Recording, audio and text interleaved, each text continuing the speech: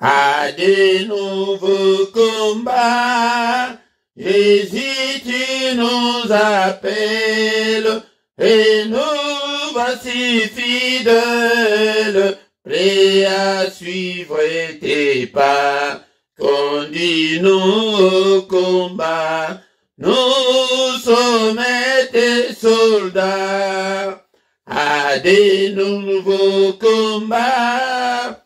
Jésus, tu nous appelles, et nous voici fidèles, prêts à suivre tes pas. Conduis-nous au combat, nous sommes tes soldats.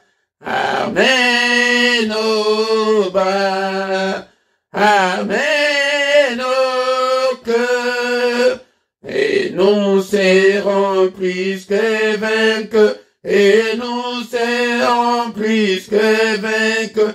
Amen au bras, amen au cœur. Amen au Seigneur, de foi, de hardiesse, de force, de sagesse, d'amour et de ferveur.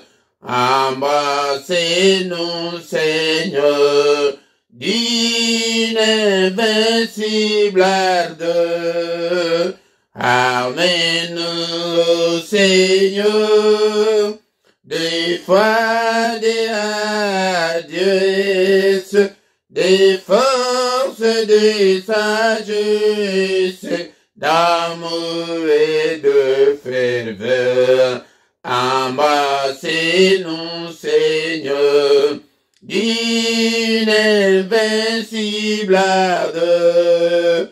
Amen au bas, amen au cœur, et nous serons plus que vainqueurs, et nous serons plus que vainqueurs.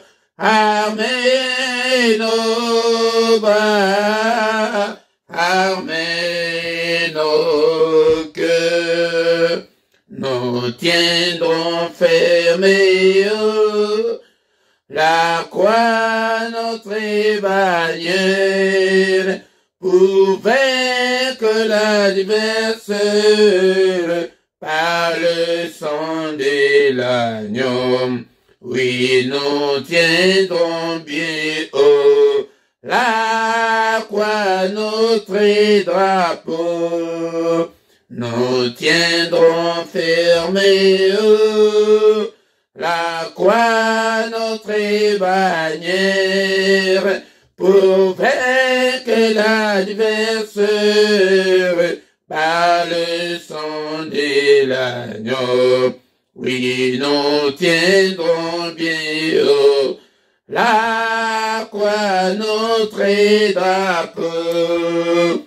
Amen au bas, amen au cœur, et nous serons plus que vainqueurs, et nous serons plus que vainqueurs.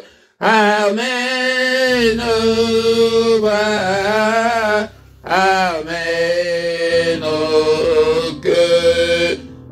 Alléluia. Bien-aimés dans le Seigneur, toujours commis sans zambé, na pourquoi, alléluia, bien-aimés dans le Seigneur, Toyeko Sangana, na prière agressive du soir avant Yakoke de Kolala, toujours commis sans na pourquoi, alléluia, no battez malamu, Zambo Zaliko battez la biso, le lengeto bandimbula oyasika, que son nom soit loué. Alléluia, dengue abatté la kiviso na année 2021, abatté la biso sous année oyo, au nom de Jésus.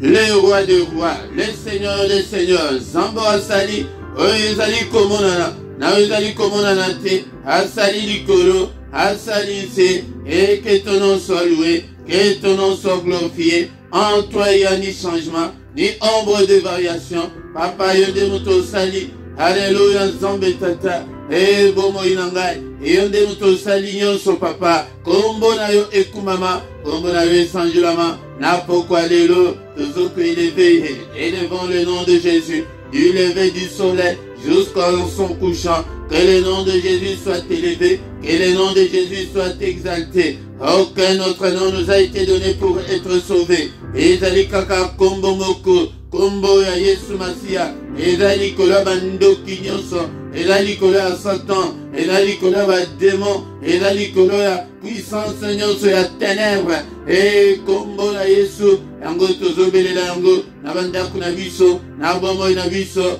mosusu ajalité, oya kobatela lokola ye, azalité, mobateli malan, etala ebele tobandaki na bango ane oyo, me bakomitina, date oyo komi lelo te, tombo na yo ekumama, tozokumisa ye abateli miso susu, journal lelo tala tokomi na pokwa oyo, azali mobateli malan, soki abateli te, mobateli akobatela sepamba, kombo ya Yesu, ezali likolo ya nyonso, kombo mosusu te, epesameli biso, bien-aimé, tovandi kobelela règne na ye. Seigneur, que ton règne vienne ce soir, au règne katina biso, nakoyanga na oyo, nandako ya moko na moko, ya bondela, ete règne ensemble, couvrir ndako na yo, et couvrir bombo na yo, et couvrir bafère na yo, et couvrir bana na yo, et couvrir famille na yo. Seigneur, que ton règne vienne, que ton règne vienne. Après, nous avons besoin de ta présence.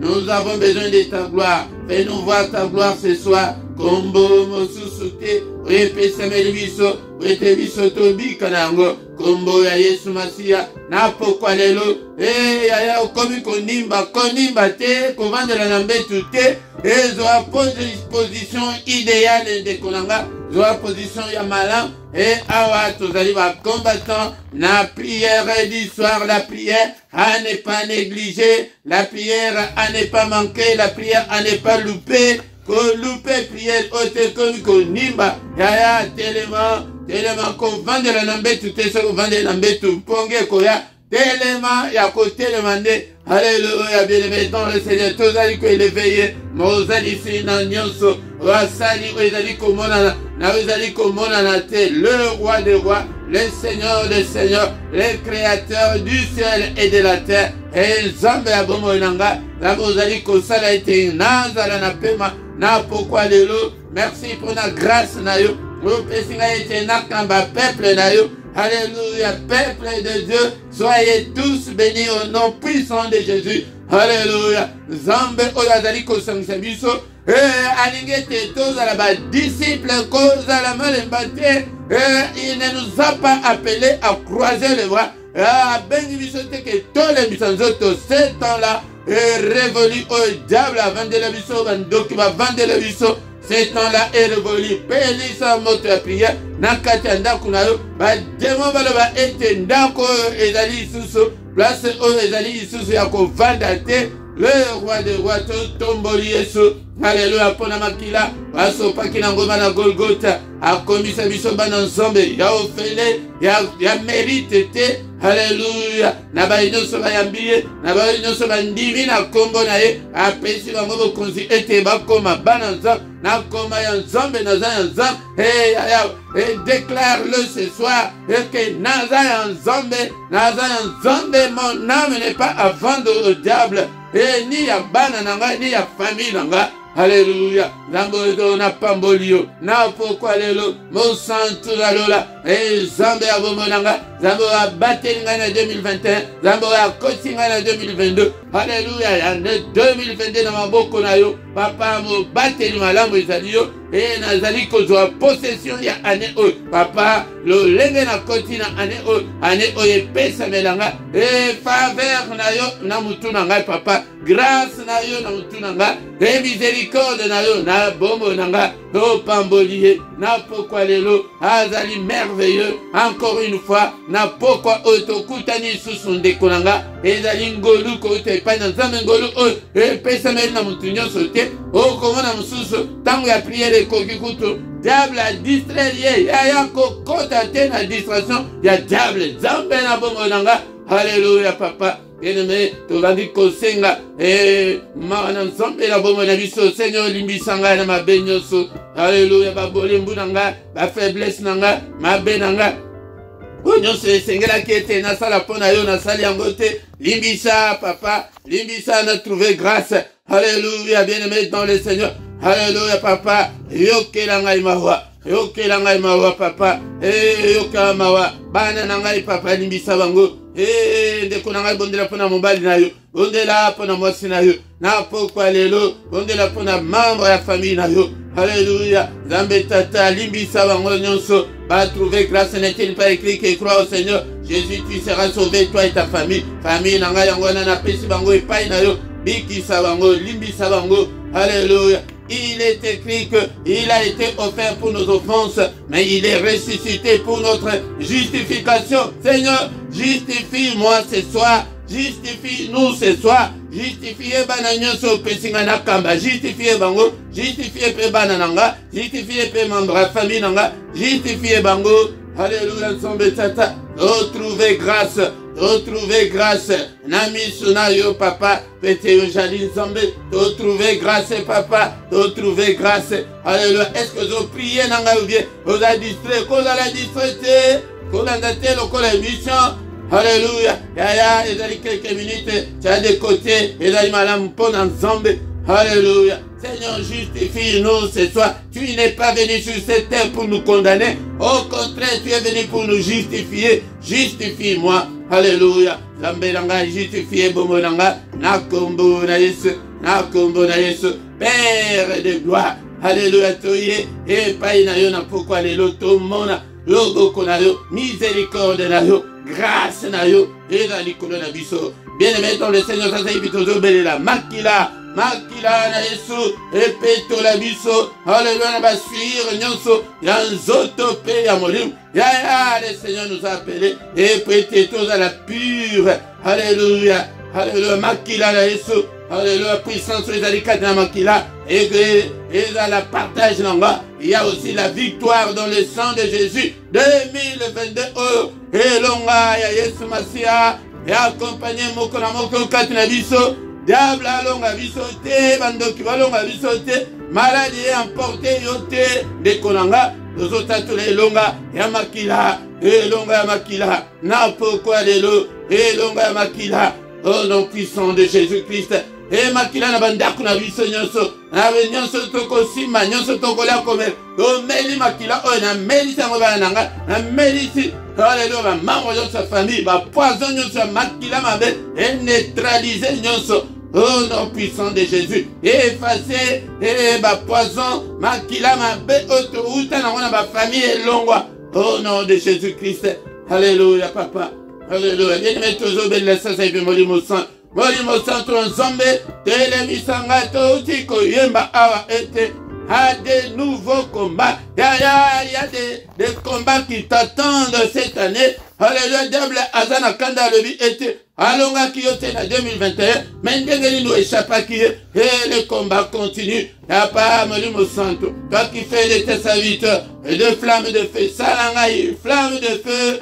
N'a pourquoi l'élo. Au nom puissant de Jésus, Télémisanga, Seigneur, exerce mes mains au combat et mes doigts à la bataille. Et Molimo Santo ensemble. Alléluia. Activez ma don spirituel et Katina Bomonanga. Activez ma don au Seigneur.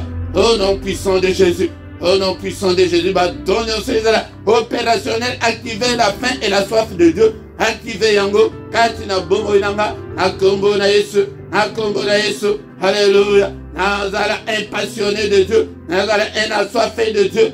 Au nom puissant de Jésus. Alléluia. Alléluia. Papa, mayangani oyo na maboko na yo. Mobateli malamu ezalise yo. Yo zala mobateli na biso. Lelo lo mpe libela na libela. Na kombo na Yesu. Au nom puissant de Jésus, nous disons Amen, Amen, Amen, Amen. Bien-aimés, acclamons le Seigneur. Acclamons. Avoko makasi pona Yesu na pokwa lelo bien-aimé tokoki kosisa. Kite ote ke sanke toka maloba ensemble.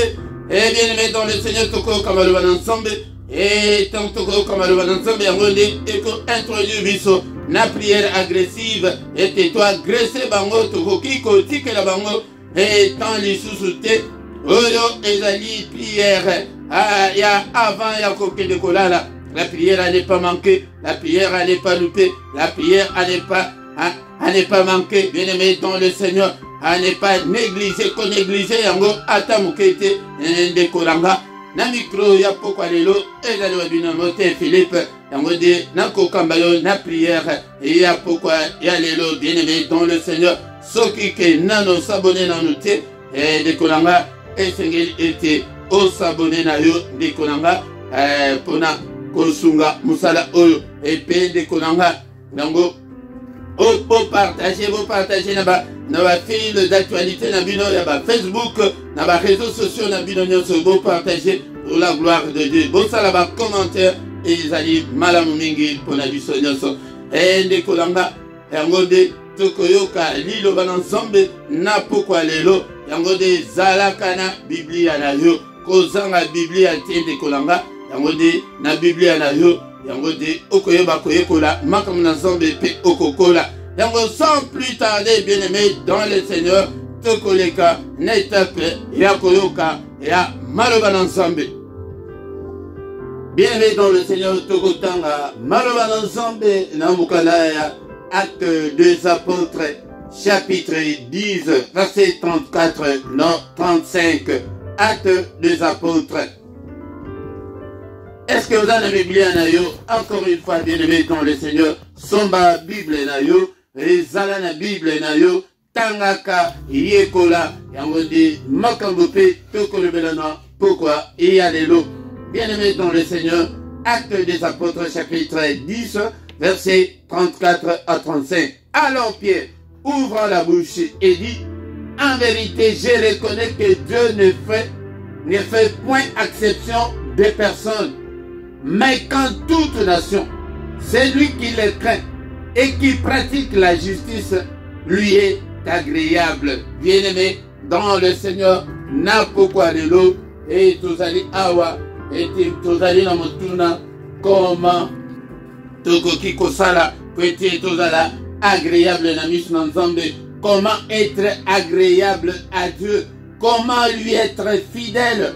Comment être son disciple? Bien-aimé dans le Seigneur, une grande question auquel le Seigneur était mon Christ nyonso, il faut se poser. La question fondamentale de la vie chrétienne était tokoki kotambula ndenge biso moko tolingi te, tokoki kotambula selon ba penchant ya mitema na biso te ndeko nanga, tokoki kotambula selon ndenge moko biso moko tolingi te et tolindimela ye. Maintenant nous devons lui être agréable. C'est une question très fondamentale, bien-aimé dans le Seigneur. Yango, et cette année, il nous appelle à de nouveaux combats. Bien-aimé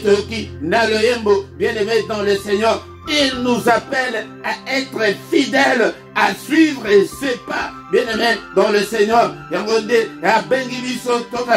disciple, le Seigneur ne nous a pas appelés à croiser les bras, à regarder les autres faire. Non, on a ezali christianisme, on a ezali autant sous l'église, mais awa on a ezali komema batu ote namona batu oke bakasumuki batu oke batelemi et na kondima na bango batu oke bazali actif na makambo nzambe na kosale na nzambe et non ke batu alali pongi batu oke non et na lembi ona zoma na ndenge na koko sala te makambo elembi sayote. Bien-aimé dans le Seigneur, comment être agréable à Dieu? C'est la question fondamentale qu'on doit se poser ce soir, bien-aimé dans le Seigneur. Yangode, tokoki kotambula te, na lolenge o mite manabiso elingi, ce que vous allez kotambula, na ko plaire, na nzambe te, yaya, yangode tozomona ke, tozali ko ressiote, na vie chrétienne, batumingi bazali ko échouer sur la vie chrétienne, konani, kwete, bazolinga ke makambo kende, ndenge bango balingi, bazolinga, mate ya pe, kende, ndenge bango balingi, non,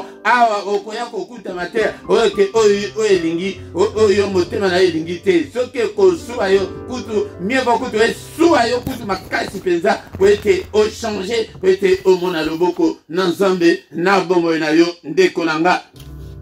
Maloba oyo toti kotanga awa na pokwa lelo na pokwa oyo dekonanga ezali maloba oyo discours oyo apôtre Pierre ayebaki kotenir na ndako ya Corneille azalaki soda romain bien-aimé dans le Seigneur.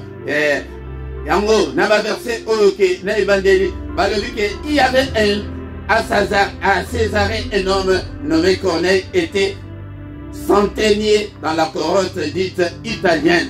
Cet homme était pieux, il craignait Dieu. Avec toute sa maison, il faisait beaucoup d'honneur au peuple et priait Dieu continuellement. Le Seigneur nous a appelés pour être d'abord, nous ne sommes pas sauvés par des œuvres, mais nous sommes sauvés par la foi. Nous sommes sauvés par la grâce au moyen de la foi. Bien-aimés dans le Seigneur. Maintenant que le Seigneur habite ici, et d'aller si qu'on peut être tout ça là, makamalamu, tokoma, malamu, libosola batu, libosola nzambe, talamutu oyo, adalaki soda, et c'était un officier romain, bien-aimé dans le Seigneur. Il était pieux. Et il craignait Dieu, un homme pieux. Il y a un moment donné, mot piété, ezobimana, pété, na bozambe, bolamo, et vandi katuana. Mais batumingi lelo, bazaba na nzambe, mais bololo, baza tina te, libosan nzambe petina batu. Bien aimé dans le Seigneur. Et awa ezali bon nzambe oyo ngai naye kolakisa yo te, mais ngai naye kolakisa yo ke okoma disciple, okoma fidèle, okoma agréable na nzambe, tango okoma agréable na miso nzambe, yango nde okomona loboko na nzambe ekosala kati na bomoi na yo. Soki ozali agréable te ndeko na nga ekozala pasi mingi. Et il faut être pieux. La piété est là comme il y a le et tu dois être pieux. Donc il faut bon zambé, il faut comme malamo, il faut aux ala que non que ba côté msusu ozali bien. Mais ce qui te connaît ba côté msusu awa na robana robete la ngosete peut-être tozo vanda bamboka oya ba avantage. Faut que comme que côté ba avantage égoïste na yo, là tu n'es pas un enfant de Dieu. Oza susuma na nzambete wana okosepe lisanzambe ndegeli. Comment tu vas être agréable à Dieu?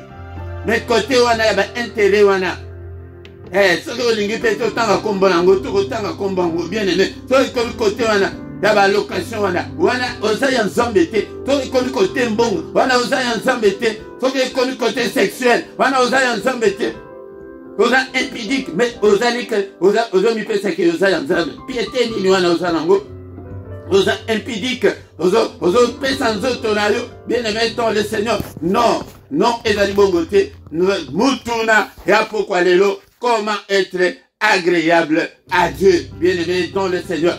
D'abord, Toyoki Arake, cet homme-là, Corneille, était pieux et il craignait Dieu. Mais, la crainte de Dieu ezali sous terre, naban ensemble, motunyoso, soki alinga finga, soki alinga sala, motema na ilingi, ako sala ngo, bon zambe ekende wapi, bon zambe ezali wapi. La crainte de Dieu ezali wapi. La crainte de Dieu est le début de la sagesse mentale.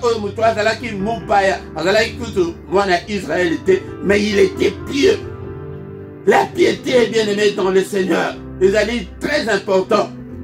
Verset on appelle ça na Osée chapitre 6, verset 6, verset 1 et le binini n'a pourquoi le bien aimé dans le Seigneur. Pour être agréable à Dieu, Osée 6, 6, le Seigneur nous dit, car j'aime la piété et non le sacrifice. Bon zambé la piété. Dieu aime la piété qui montre à tout le monde que au commun ensemble, même devant l'argent tu ne trembles pas. Même devant le sexe tu ne trembles pas. Même devant quoi qu'il se soit tu ne trembles pas, tu ne cèdes pas. C'est ça bon zambé. La crainte de Dieu, et la connaissance de Dieu plus que des holocaustes. Si tu veux être agréable à Dieu, ce que la piété, bon zambé, et non, sacrifice, non, l'église, non, toluka nzambe, tozongola makolo na nzambe, toluka to contempler la magnificence de Dieu, la splendeur de Dieu, la gloire de Dieu. Seigneur, fais-moi voir ta gloire. Et la connaissance de Dieu, ce que Dieu veut et ce que Dieu ne veut pas. Lélo, la crainte de Dieu est cette. Bon, tu commandes avec l'église, kaka formalité, kaka pamba. Ce qui est comme kotonga, otongi. Bon, on a bon sambe. Ce qui est comme que kose la batumakambo. Bon, kose li pe motumakam. Nali kambo kutu oebite. Bien aimé dans le Seigneur. Nako partajaka. Yamone toujours partager même des insanités. Bien aimé dans le Seigneur. Dieu n'est pas dans tout ça. Namba azana posa. Et bon sambe, la piété. Même dans l'habillement, tout compte. Vous allez que s'habiller ndengeni, bien aimé dans le Seigneur. Vous allez que exposer les autres na yo banda. Ta là-bas. Photo na yo. Ou postaka. Na ba réseaux sociaux. Ah, tu es bello musantu. Mais kuna nzoto nyo sur banda, bien aimé dans le Seigneur. Non. Pas ça. Yango ndekonanga. Tikete. Toluka nzambe oyo. Azolinga. Ete biso tozala agréable na ye ndekonanga. Tozala agréable na nzambe. Makambo oyo tozali kotanga ezali po ete esunga yo na pokwa lelo. Balobi que cet homme-là, il craignait Dieu avec toute sa maison. Tala yo sambela kame talanda kuna yo. Est-ce que va sambela entraîner bango dans la prière, même na mabondeli. Luka était au bon de la poété, pour être agréable, Tolobi, à Tozana, toujours dans Acte des Apôtres, chapitre 10, mais dans Sotaki, dans Zogena, verset Alboso, pour agréable en Dieu. Il faisait beaucoup d'aumônes au peuple et priait Dieu continuellement. Bien aimé, Abadaki Kopesa, Babola, Kokabela, Babola. Bien-aimé dans le Seigneur, Kaba et dans la famille, na yokoma, bango balekisi, balekisité, bazangi. Ataba autre monde na nzelawana, azala ke azala escroc, azala ke azala escroqué, oh bango kutu, baton banda kuna mboka na bango. Yaya, yende mutazo sala bongo, mais geste oyo sali. Zambe ne mutamoni yango. Au monde kokabela babola wana au moment na kana. Tala yango de Monsala Bada Kosala Moutouatindi était un soldat, un officier romain. Bien-aimé dans le Seigneur. Et aussi pour être agréable à Dieu, tu dois prier continuellement. Tu as vu la crainte de Dieu. Tu as vu était Sunga Pe Babola. Il faut à la pied. Donc la piété, bon zambé et vanda, bon zambé les lieux certains. Banya telo kaka keno na ba intérêt na yo égoïste wana au monde ndenge qui vous embête si le même jour akomona akosufir oh ya quel langage là-bas ensemble non. Alors Pierre ouvre la bouche et dit je reconnais que voilà toujours dans l'acte des apôtres chapitre 10 verset 34. Je reconnais que Dieu ne fait exception des personnes. Zamba kabola kate yaya. Qu'on constate que oh yebite, qu'on constate que oh pour bango batu bazote bango de zamba yebi koleka biso. Awa eza musala nazosa. Zamba kabola kabilongite, il ne fait exception des personnes. Yaya. Attends, nakobomba bomba mana que zusala nzambe attaque batu ba moniote. Mais si tu crains de yeba que zambazo azana considération makasi et pas na yo. Ce que vous avez dit, vous avez défendu. Ce qui est autant la nakobanga nzambe. Ce qui vous a que non, l'intérêt égoïste exact. Que vous avez tout le a compromis que non tu okana ah to sala boy. Te lokola yo salbo yo zubo ngape na zo boy. Non, yo lingi kaka osakapare na nyonso. Yaya, nous travaillons pour être agréables à Dieu. Alléluia. Mais quand toute nation, naba nation nyoso, ozala na l'opposo nyoso, Celui qui le craint, Moutou Oyabanga Kanzambe, et qui pratique la justice, lui est agréable. Ceux qui ont temble à Kalakobanga Zambe Yaya. Ceux qui ont temble à Péza, au pratique la justice. Au Kabolaka famille, na yo na ya famille ya mobile na yo te. Au salaka ndenge moko. Yaya. Là, Moutou Azo Salabongo, azali agréable. Que aux autres moi si na yo à l'aise, aux autres mobile na yo à l'aise. C'est ça la justice de Dieu. Que aux autres moi si na yo mabakute. Yaya, awangana koyaka makambo ya pratique ndenge makambo tozo vivre la scène mo. Na pa ko la mina mafuta vaya. Wana yango te lo baba na tsasa vaya. Le côté, na zoya kena, na zoya alcool wana na choyo na poto wana suwa yo makasi. Pwete pota ekauka. Yaya, wana bamboko to uti. Batno subi tema mabe na ko zongela ngo susu tika motema mabe. Ceux qui ont dit qu'on pratique justice en zambete, on kozala agréable en zambete, de konanga yangonde. Naye Kobenga Mutumoko Napokwa Lelo, et que le Seigneur nous appelle à être des combattants, à être agréables à lui, à être fidèles, être disciples. Nazo van sabino te ke vanda boke boyoka boyokanga et yo pe koma ke ata verset moko ozo le belango e pas bon. To luka pe batonsus baya ko sangana na biso boti kelanga musala na te bozala batu moko te ke nazala kaka sima na bino kaka sima et le kota ki te pona oya ki te. Ça ce n'est pas ce que le Seigneur nous veut. Voilà, qui ne sera pas agréable à Dieu. Que ozala, tu es toujours présent, tu es toujours là. C'est ça ce que Dieu veut. Que tu ozala agréable là. Comment être agréable à Dieu cette année 2022? Yango, si tu es agréable à Dieu, yango de okomona nzambe akosala nabomo inayo, bien-aimé dans le Seigneur.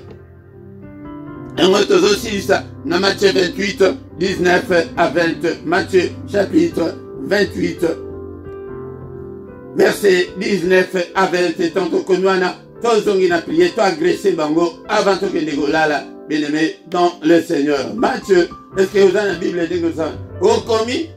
Et mutu wana ekokama makamnyo na makambo tozana wana bamboko na ma facture pesa e bakisami yo kasi ke au comité ekokota na mutu ya Matthieu chapitre 18 et 28 plutôt verset 19 à 20. Allez faites de toutes les nations des disciples, les baptisants au nom du Père, du Fils et du Saint-Esprit. Si tu veux être agréable à Dieu, tu dois être un disciple. Il faut qu'on ait la disciple. Un disciple, c'est quelqu'un qui apprend et aussi pour apprendre aux autres. Et dans la kokamba prière, au monde a cadré dans la kokamba prière, il est comme capable que au coquille qu'on vend sa table, tu m'y balais que au candy bango la prière attend au qu'il y a musique en sikati. Bien aimé dans le Seigneur. Le Seigneur ne nous a pas appelés à croiser les bras. Si tu veux être agréable à Dieu, tu dois être un disciple. Et puis, ceux qui n'ont pas baptême, aux baptêmes, et les chemins où il fallait qu'on les cap, et puis, ceux qui n'ont pas baptême, bien aimé dans le Seigneur, et enseignez-leur à observer tout ce que je vous ai prescrit. Nyoso okolo la kisibiso yango de bozoba tozo la kisabino yango soki ke bosali bongo être agréable à Dieu dans la promesse alors que soki ke zali bongo et voici je suis avec vous tous les jours jusqu'à la fin du monde. Yaya akoti kayote ndoki akoko ya kofina yote. Si tu es agréable à Dieu, femme de nuit akoya ko visiter yote, mari spirituel akoya ko visiter yote aya ko suyer yo. Eh, yo mwana nzamba suye yo ndekolanga. Yango, ozalaka na yo agréable te na miso na nzambe. Luka ete nasala nini po ete nasepelisa nzambe. Tozonga na prière. Na ekoki pabilise yo te, mais changer ndekolanga. Toluka nzambe ane oyo. Tobanga nzambe. Yango po ete tozala agréable na miso na ye. Seigneur notre Dieu, merci pour ta parole ce soir. Hey papa maloba oye fanda katina bomo nanga. Alléluia moko na moko bandi ko pesa motema na ye pa ina nzambe. Mokola moko abandi kopesa bombo na ye epai na Nzambe. Seigneur, napesi yo bombo na nga. Tikete bombo na ngai, Seigneur, ezala mpona yo. Je vais être agréable à toi, Seigneur. Seigneur, je vais être à tes pieds. Je ne vais pas être ailleurs. Yaya. Toya kaka, toya kolukaka ba solution à ba problème na biso. Olie toluka solution ya ke to bongana na Nzambe. To bongisana na Nzambe. Oh Seigneur, na pesio ba faiblesse na ngai nyonso kolo. Na pesio ba erreur na ngai nyonso ba manquement na ngai. Seigneur, ozwa yango. Bien-aimé dans le Seigneur, il est là avec nous ce soir. Pesa bomona yo epai na ye. Seigneur, kotika ngai te. Yo moko muto pesi promesse été. Voici et je suis avec vous tous les jours. Jusqu'à la fin du monde. Tata ananto comme la fin du monde te kotika ngai te. Aye, na ba faiblesse nanga, na mambe nanga nyoso. Yaya ozaka munoko, tika munoko wana epai na ye papa pesa ngai makasi ete munoko esila. Ozaka toujours colérique, colère oyo esila. Ozaka mutu alukuta ete lukuta oyo esila. Papa pesa ngai makasi ya kolonga masumu elonga ngai te. Au nom puissant de Jésus. Au nom puissant de Jésus, la parole de Dieu nous dit, dans le livre de Jérémie chapitre 23 verset 29, que ta parole est comme un marteau qui brise le roc. Papa, marteau na yo est brisé par roc nyonso ezali kati na bongo na ngai. Tout ce qui m'empêche d'être agréable à toi, Seigneur, marteau na yo brisé yango na pokwa lelo. Ya yango de babeka kango. L'autodélivrance. Alléluia. Puissant Seigneur, il y a péché. Marteau na yo ébroyé, yango brisé, yango na pokwa lelo. Au nom de Jésus. Péché est dominé ngaïté. Seigneur, au secours na pokwa lelo. Marteau na yo ébroyé tout ce qui m'empêche de m'approcher de toi. Tout ce qui m'empêche d'être agréable à toi. Marteau na yo ébroyé yango, brisé yango. Yaya soki tozo salabo. Yango de okokoma. Un vase d'honneur pour le Seigneur. Alléluia. Bien-aimé dans le Seigneur. Oignon César Yamabe. Kati nangai papa. Marteau na yo. Ébroyé yango. Brisé yango. Na kombo na Yesu. Alléluia. Papa. Ezala balini. Balie dame nyonso. Marteau na yo. Brisé yango. Au nom puisse et rompre yango na pokwa lelo au nom de Jésus. Balie nyonso ekangi bomo nanga. Yesu nanga. Au nom de Jésus, Seigneur, ko kanga bomo nanga prete ngai nazala agréable na yo te marteau na yo et brisé nyonso na pokwa lelo. Kaka même verset wana Jérémie 23 29, la parole de Dieu nous dit que ta parole est comme un feu. Au nom de Jésus, je déclare le feu. Je prophétise le feu. Et tout magnon sur la mabe. Rezali kati na bombo yanga. Onyon sezali ya Nzambe te kati na bombo yanga. Et tout mama. Et zika na kombo na Yesu ba point de contact de nyonso. Rezali kosala ete. Ngai nazala agréable na Nzambe te moto. Je déclare ce feu. Au nom de Jésus na pelisi moto. Na kombo na Yesu. Et tout nyonso. Et ziki nyonso. Na kombo na Yesu Masia. Na kombo na Yesu Masia.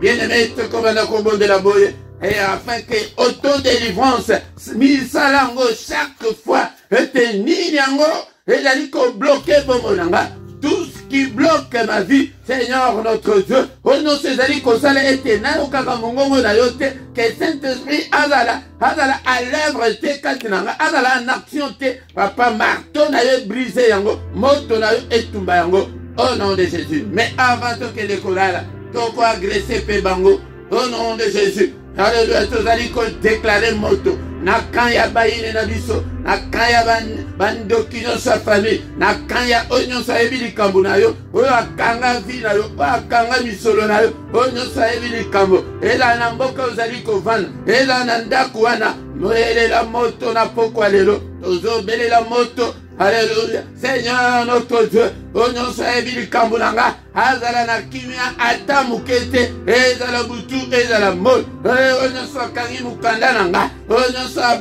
kangi mabota nanga, bondela ya, moto na nzambe, alobaki na Ézéchiel, déclare le feu, et lobaki moto wana ekufate, ya, puissance na bisangwana. Tozo déclaré que na kan ya bayine nanga, moto nazali ko pelisa na poko lelo, ekufate au nom de Jésus. Et tumba nyonso, alléluia, bisika nyonso bandoki ya famille bakele kokutana, ba prison nyonso, ya sorcellerie ya famille nanga, moto na nzambe, alléluia, papa bisika bakanga vi nanga, moto etumba, au nom de Jésus, au nom de Jésus.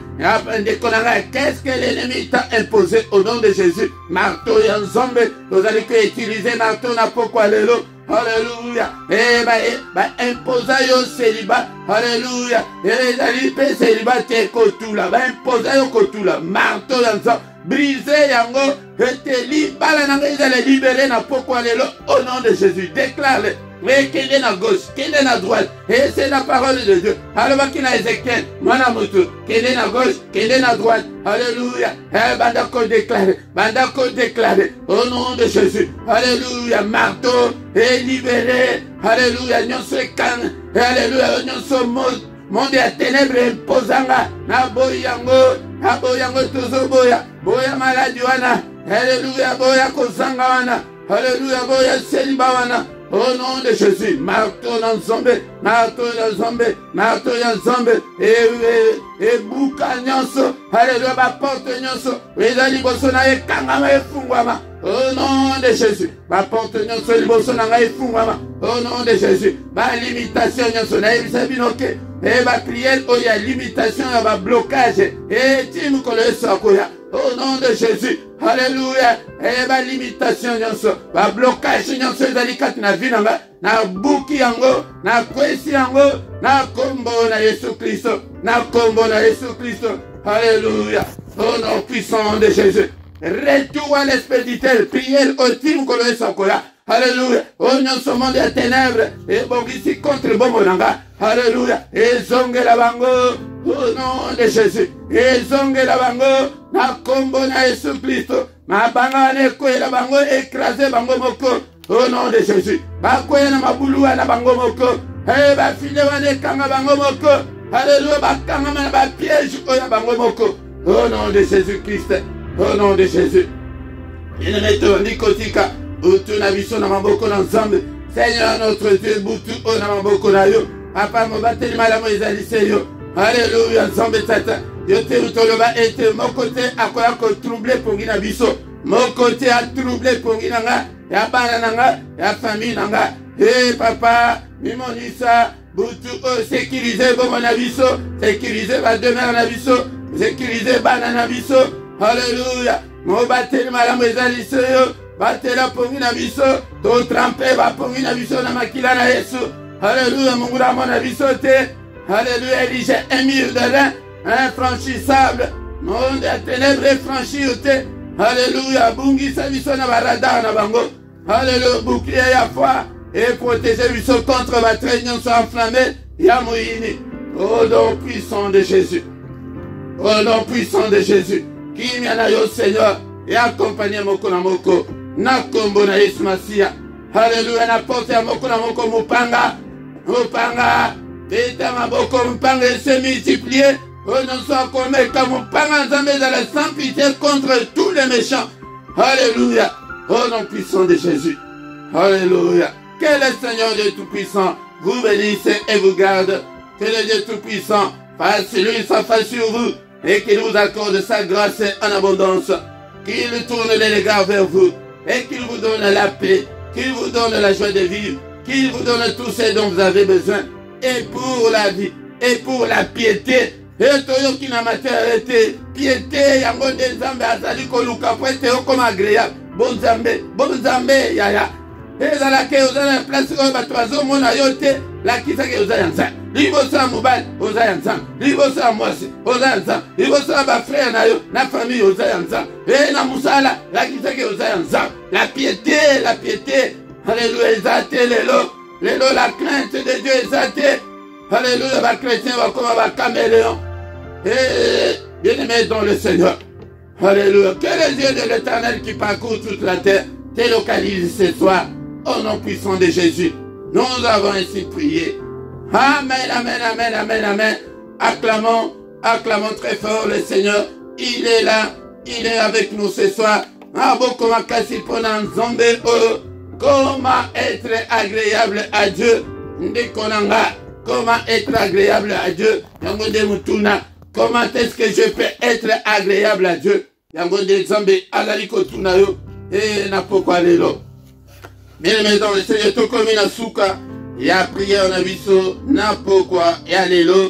Bien aimé, pourquoi nyonso, kozangate, tozo kutala, nangonga, 21h, R à Bruxelles, R à Paris, et 20h, R à Londres, Yakaka, pourquoi nyonso, était tokutana, toluka, et l'ongi d'ensemble, prêté tola la kimia. Le témoignage est déjà mingi qui battu comme Nicolas na kimia 21h il y a chaque jour il y a mais 21h il y a mercredi il y a ngode ezalaka singulièrement kakapona bana na biso tongo nyonso ya kapé mystère ya tongo ezali na ngonga 7h et Bruxelles et il y a Paris du lundi au vendredi mais samedi na dimanche et bandaka na 5h30 de 5h30 à 6h. Yangode, bas programme tous les dimanches Nangonga 17h et il y a Paris, il y a Bruxelles, Yangode, tout ça enseignement, Yaka Okola, peut-être ce que qualité,